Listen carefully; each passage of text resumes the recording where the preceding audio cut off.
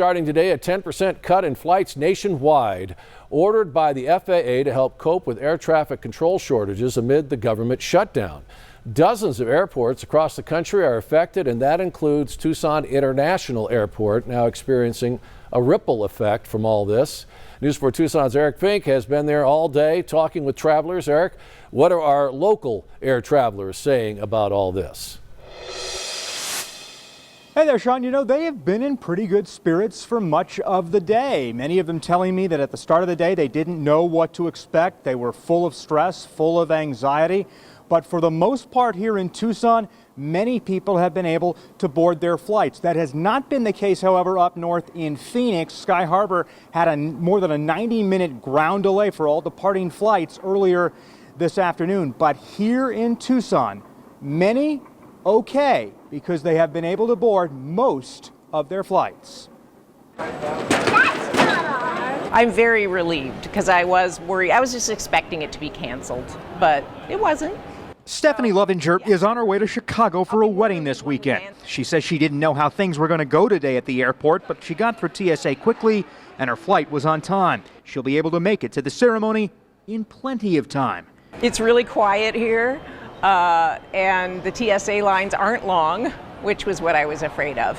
The FAA cut flights at 40 airports across the nation to deal with an air traffic controller shortage. The list includes LAX, Denver, Dallas, and Sky Harbor, where there was a 90-minute ground delay for departing flights earlier this afternoon, leading to dozens of cancellations and more than 200 delays. Here in Tucson, we met John Shepard waiting for his luggage. He came in from Portland. When I left the house at 4 in the morning, I was be there a couple hours early. And when I got to the airport, that's where I saw a lot of people there, but they all were, everything was kind of orderly. A little difficult getting your bags checked in, but which I suspected was because a lot of people were worried.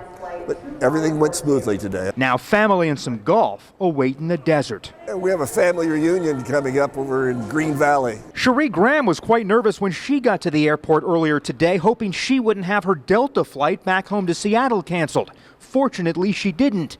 But the shutdown's still very much a concern as she wants to get back here to see her daughter for the holidays. Yes, I'm very concerned because I come frequently.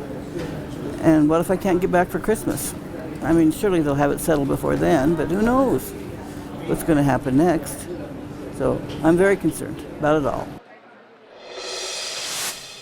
And I just got word moments ago that an upcoming Delta flight to Salt Lake has been canceled. That flight was scheduled to go out shortly before 6 o'clock. That has been canceled due to the flight reductions, as Salt Lake, one of the airports, one of the 40 that seen a reduction in capacity. Now, if you are flying out later tonight from here or this weekend, be sure to check your phone for those notifications, check your flight status, and be sure to check with your airline because things are still very fluid.